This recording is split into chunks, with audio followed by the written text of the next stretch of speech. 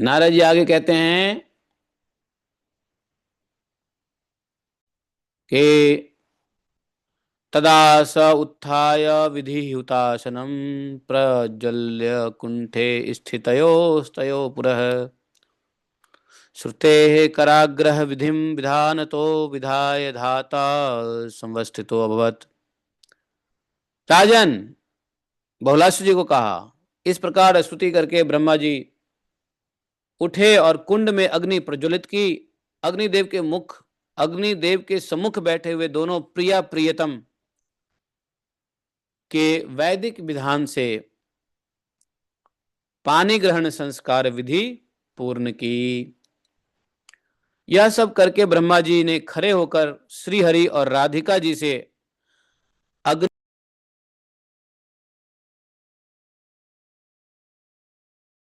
पाठ करवा दिया।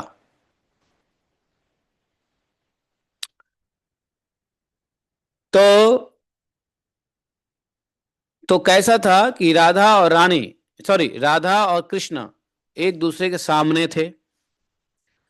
तो राधा जी ने हाथ रखा कृष्ण के छाती पे और भगवान ने हाथ रखा राधा रानी के पीठ पे, पृष्ठ प्रदेश, पीठ कहते हैं,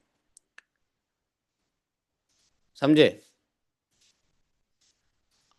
मतलब समझो कि बाजू में बैठे हों, बाजू में खड़े हैं, तो राधा रानी अपने कौन से हाथ रखे? तो अपना बायां हाथ रख दिया भगवान के छाती पे। अब भगवान ने क्या किया? अपना बायां हाथ राधा रानी के पृष्ठ प्रदेश पे रख करके मंत्र का उच्चारण करवाया। मंत्र का क्या उच्चारण करवाया? जो भी करवाया होगा। उन्होंने राधा के हाथों से श्री कृष्ण के कंठ में एक माला पहनाई। फिर क्या हुआ? माला, माला एक होता है ना, क्या बोलते हैं? माल्याम्बर, इसको बोलते हैं माल्याम्बर हुआ। जिसको आप लोग क्या बोलते हैं आजकल शादी में जो माला पहनाते हैं उसको क्या बोलते हैं? माला पहनाने की एक रस्म होती है, वरमाला, वरमाला है।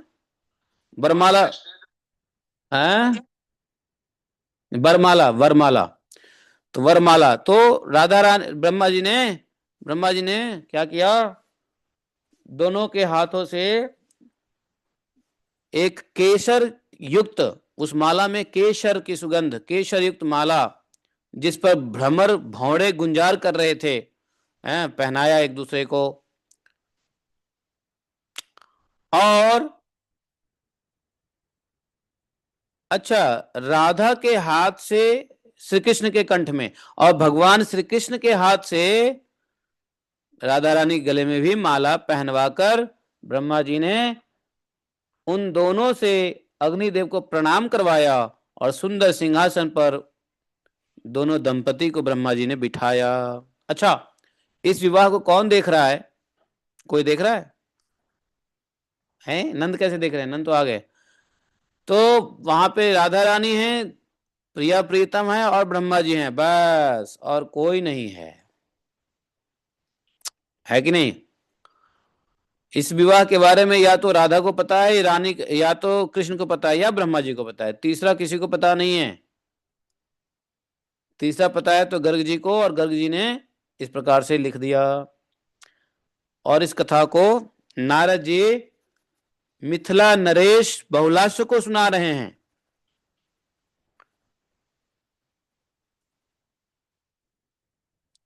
लेकिन इस विवाह को ऊपर से देवताएं भी देख रहे हैं, देवता लोग भी देख रहे हैं। उन्होंने क्या किया? पुष्पाणि देवा बभ्रिशुस्तदा नृप विद्याधरी नृपतुः सुरांगनाः गंधर्व विद्याधर चारणाः कलम सकिन्नरा कृष्ण सुमंगलम जगु। उस समय देवताओं ने फूल बरसाए, विद्याधर और देवांगनाओं ने नाच गान किया, गंधर्व विद्याधर चारण किन्नर सब गाने लगे, भगवान श्री कृष्ण के मंगल सुयस गाने लगे, मंगल सुमंगल गान, मृदंग वगैरह बजने लगा, है कि नहीं? अब भगवान श्री कृष्ण ने विधाता ब्रह्मा से कहा, क्या कहा? अब भाई शादी हो गई, शादी हुई तो भाई जिसने शादी ब्राह्मण ने कराया दक्षिणा तो देना पड़ता है ना। शादी भी एक यज्ञ है और यज्ञ में दक्षिणा देना पड़ता है, यज्ञ की पत्नी है। देखो ये जो संस्कार है ना, संस्कार को यज्ञ ही कहते हैं। गर्भाधान संस्कार है, ये यज्ञ है। विवाह संस्कार है, यज्ञ है। उपनयन संस्कार है, यज्ञ है। विद्या आरंभ संस्कार है, यज्ञ है। और हर संस्कार में यज्ञ होता है, हवन होता है। शादी में भी यज्ञ हुआ, हवन हुआ। भगवान ने कहा ब्रह्मा जी बताइए, आप अपनी इच्छा के अनुसार दक्षिणा बताइए। है, भगवान ने कहा आप अपनी इच्छा के अनुसार क्या दक्षिणा चाहिए। आजकल कोई ब्राह्मण को ऐसा कहेगा कि आप अपनी इच्छा से मांगिए, क्या मांगते हैं? हैं कल्याण सिंह प्रभु, आज कोई कहेगा कि अपने ब्राह्मण से कि भाई पंडित जी इच्छा जो इच्छा हो मांग लो? तो पंडित जी भी इतने असंतुष्ट हैं कि पता नहीं क्या क्या मांगने बैठ जाएंगे, मांगने लग जाएंगे। और देने वाले भी इतना उदार तो है नहीं जो ऐसा बोलेगा। एक घटना हो गया था, शिव जी ने कह दिया था पंडित जी मांग लीजिए क्या इच्छा है। तो रावण ने क्या मांग लिया? लंका को ही मांग लिया। जिस लंका में ग्रह प्रवेश की यज्ञ करवाया गया, बड़े कहने के बाद, हजारों वर्षों के कहने के बाद, पार्वती जी के बड़े रिक्वेस्ट करने के बाद शिव जी ने एक लंका बनाया। और लंका में ग्रह प्रवेश के साथ साथ लंका में गृह प्रवेश का यज्ञ हुआ और रावण को बुलाया गया उसमें हवन यज्ञ करने के लिए। यही गलती शिव जी ने कर दिया कि रावण को बोला मांग लो क्या चाहिए। मौके पे चौके लगाया रावण और कहा कि ये पूरा राज्य हमको, ये पूरा लंका ही दे दो हमको।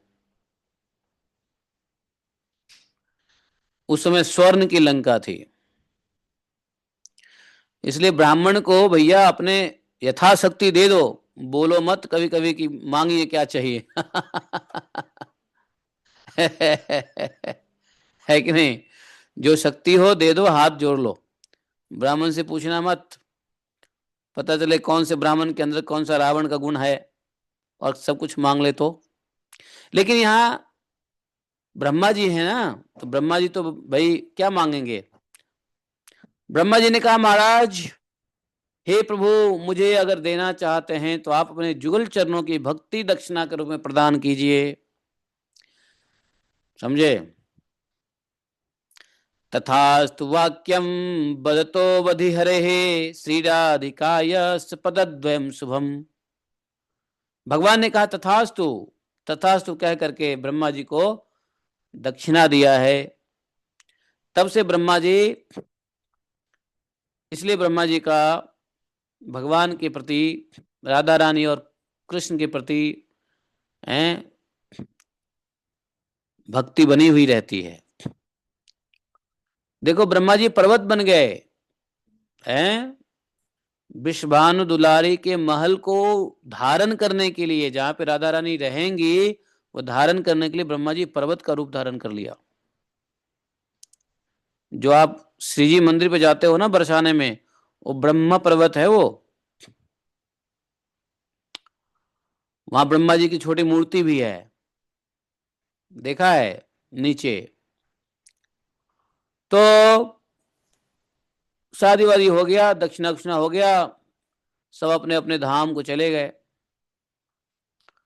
उसके बाद निकुंज भवन में प्रियतमा द्वारा अर्पित दिव्य मनोहर चतुर्विध अन्न परमात्मा भगवान श्री कृष्ण ने हंसते हंसते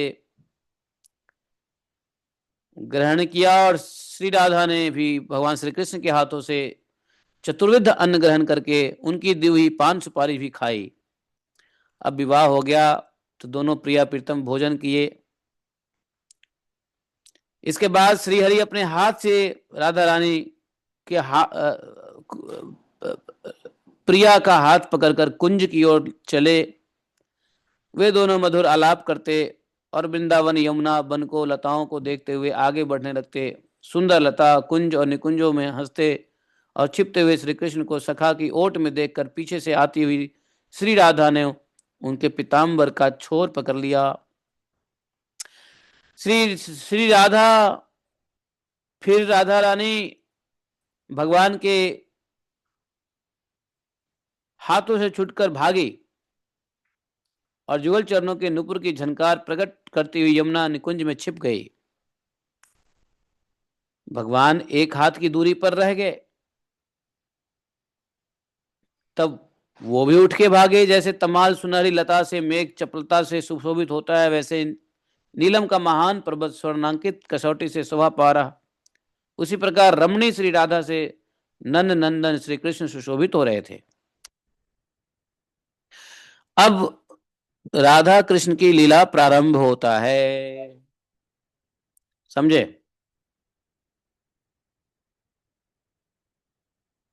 तो देखो, भगवान भी जब इस लोक में हैं तो इस लोक की रीति को पालन कर रहे हैं। समझे? इस लोक की रीति क्या है कि विवाह से पूर्व स्त्री के साथ रमन नहीं करना चाहिए। तो ब्रह्मा जी ने कहा था ना शादी के समय कि लोक दृष्टिकोण से मैं आपका विवाह कराऊंगा। वैसे तो आप इटरनली हैं ही पति पत्नी, लेकिन मैं आपकी लोक दृष्टि से, लोक मर्यादा से आपकी विवाह कराएंगे। नहीं तो भगवान, तो राधा रानी की शादी हो गई, अब यहां से लीला प्रारंभ होता है। ये बात कब की है? जब दोनों छोटे हैं, गोद में ही थे। नंद बाबा के गोद में ही थे ना। नंद बाबा गोद में ले जा रहे थे ना, भांडीर वन पहुंच गए लाड दुलार करते हुए भगवान कृष्ण के साथ। वहीं पे राधा रानी आई और अपने गोद में कृष्ण को उठा लिया और भगवान अपने रूप में आए, तरुण रूप में, और वहां विवाह हो संपन्न हुआ। फिर भगवान अपने रूप में वापस आए, वहां से राधा रानी के साथ भगवान की लीला शुरू हुई। तो कौन कहता है कि भगवान ने व्यभिचार किया? राधा रानी से पहले विवाह किया, फिर उनके साथ नृत्य किया, लीला किया, संग विहार किया। नहीं, त्रिलोक दृष्टिकोण से यह सिद्ध होता है कि विवाह पहले हुआ, बाद में खेला हुआ, लीला हुआ। म्यूट कर लो। कौन है? पूजा। कौन है पूजा? म्यूट कर लो। आवाज नहीं आ रही है? आवाज आ रही है, नहीं आ रही है?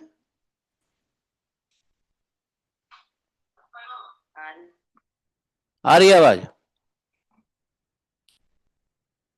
पूजा गुप्ता, बेंगलोर से। आ रही है आवाज।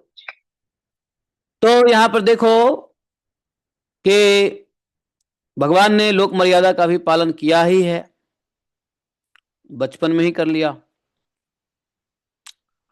जबकि जरूरत नहीं भी था, क्योंकि गोलोक के नित्य दंपति थे। लेकिन भगवान के ही बनाए हुए नियम को भगवान कैसे तोड़े? अगर भगवान ही तोड़ देंगे तो फिर बाकी लोग भगवान का ही उंगली उठा देगा, भगवान ने ऐसा किया, हम भी ऐसा करेंगे। लेकिन बहुत कम लोगों को पता है, खासकर मायावादियों में, जो भगवान की शादी राधा रानी के साथ पहले ही हुई, सभी प्रकार की लीलाओं के साथ साथ। फिर लोगों को ये बड़ी जिज्ञासा रहती है कि जब राधा रानी की शादी हो गई तो फिर राधा रानी की शादी दूसरे से क्यों हुआ? ये भी बात, प्रश्न लोगों के मन में रहता ही है, नहीं? जब मैं इस बार राल गया था, राल नहीं, रावल, रावल नहीं, कहाँ, कौन सी जगह है वो, राधा रानी का ननी ससुराल कौन सी जगह है? जावट। जब मैं इस बार जावट गया था तो दर्शन किया, तो वहां भी कथाएं सुनने को मिला। लेकिन गर्ग संहिता से ये सब चीजें बहुत स्पष्ट होने वाली है कि नहीं? चलिए ठीक है। अब जो है ना, राधा रानी और भगवान कृष्ण का लीला शुरू हुआ। नृत्य करना, छुपा छुपाऊ खेलना, है ना, लताओं में, कंदराओं में, गोवर्धन की कंदराओं में नाना प्रकार के हैं आ, विहार हुए। भगवान ने राधा रानी के साथ विहार किया।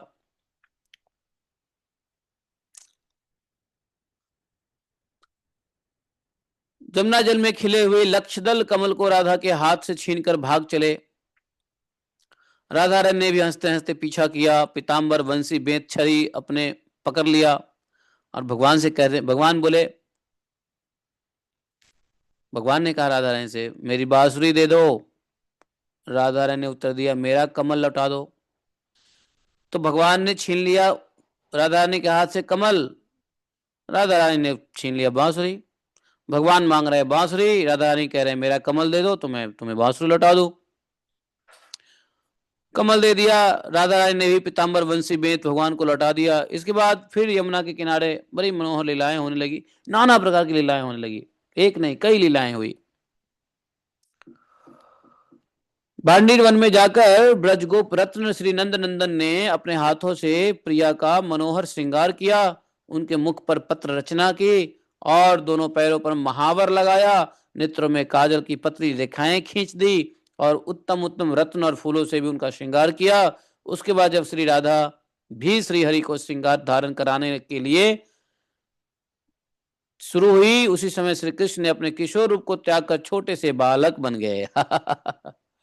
तो थोड़े देर शादी के बाद थोड़े देर ये विहार हुआ, लेकिन जैसे ही भगवान ने तो कर दिया राधा रानी का श्रृंगार, लेकिन राधा रानी ने जैसे ही ठाकुर जी का श्रृंगार करने के लिए प्रयत्न की, भगवान तुरंत फिर से बालक के रूप में बन गए, क्योंकि बालक के रूप में ही तो थे। तो नंद ने जिस शिशु को जिस रूप में राधा के हाथ में दिया था, उसी रूप में वे धरती पर लौटने और भय से रोने लगे, धरती पर लौटने लगे और रोने लगे। अब भगवान के इस रूप को देख करके राधा रानी भी रोने लगी। बोली, हरे मुझ पर माया क्यों फैलाते हो। अब राधा रानी के कहती है कि हे हरे कृष्ण को, मुझ पे माया क्यों फैलाते हो। विषाद ग्रस्त होकर के राधा रानी भी रोने लगी। उसी समय आकाशवाणी हुआ, राधे इस समय सोच न करो, तुम्हारा मनोरथ कुछ काल के बाद पूर्ण होगा। राधा रानी चाहती थी और भी विहार करने की और खेलने की। ये क्या, अभी शादी हुई और अभी ये बच्चे बन गए। थोड़ा हमने खेला, अधिक खेला भी नहीं, अधिक तो विहार हुआ नहीं, अधिक खेल हुआ नहीं, हमने थोड़ा ही खेला।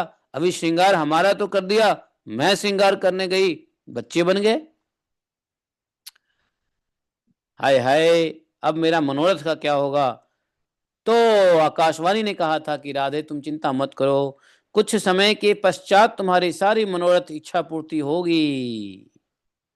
यह सुनकर राधा रानी शिशु रूप धारी भगवान श्री कृष्ण को तुरंत क्या किए, यशोदा जी के घर लेकर के आई और उनके हाथों में, यशोदा जी के हाथों में बाल कृष्ण को दे दिया और बोली, यशोदा जी को बोली, आपके पतिदेव ने रास्ते में इस बालक को मुझे दे दिया था। उस समय यशोदा जी ने राधा जी से कहा, राधे तुम धन्य हो, क्योंकि तुमने इस समय जबकि आकाश में मेघों की घटा छाई हुई है, वन वन के भीतर भयभीत मेरे नन्हे से लाल की तुमने रक्षा की है। ये कहकर यशोदा नंद रानी यशोदा जी राधा का बड़ा सत्कार किया कि आपने मेरे बालक को जंगल से बचा के लाया, घनघोर जंगल से। राधा रानी के सद्गुणों की प्रशंसा की है। राधा बड़ी प्रसन्न हुई है यशोदा मैया से मिलके, अपनी सासू माँ से मिलके सो कॉल्ड।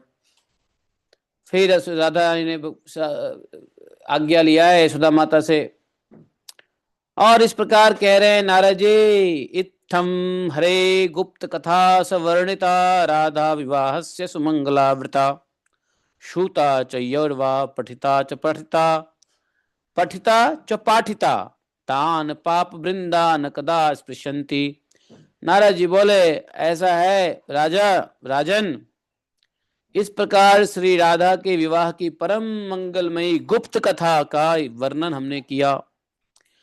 जो लोग इस गुप्त कथा को सुनते हैं या पढ़ते हैं या सुनाते हैं, उनके पाप नष्ट होते हैं, कभी पाप का स्पर्श नहीं होता। समझे? तो बड़ी सीक्रेट ये विवाह हुआ, इसका वर्णन हुआ। इस कथा को सुनने वाले के पाप नष्ट होते हैं। बताओ, पाप नष्ट तो हो गए, लेकिन पाप नष्ट करके क्या करोगे? भजन तो करना पड़ेगा। तो यहाँ पे हम लोग रुक जाते हैं भजन के लिए। 12 तारीख है आज, कल 17वां अध्याय होगा। अब कल से भगवान की चोरी लीला शुरू होगी। चोरी लीला का वर्णन, कौन सा चोरी लीला? दही चोरी का वर्णन होगा। दही चोर। अब भगवान की लीलाएं तो हो गई, शुरू हो गया। समझे? और बड़ी मीठी मीठी लीलाएं हैं। खासकर वो जो भगवान बड़ी छकाते हैं, गोपियां हैं, बड़ी नटखट गोपी हैं, उसका नाम है प्रभावती। प्रभावती को बहुत भगवान छकाते हैं। है कि नहीं? तो वो सब कहानी कथा अब आगे आने वाला है। भगवान का जन्म हुआ, भगवान के भाई का जन्म हुआ, फिर भगवान का जन्म हुआ, उससे पहले राधा रानी का जन्म का वर्णन हुआ। भगवान कृष्ण और राधा रानी के नामकरण हुआ, दोनों के विवाह हुआ।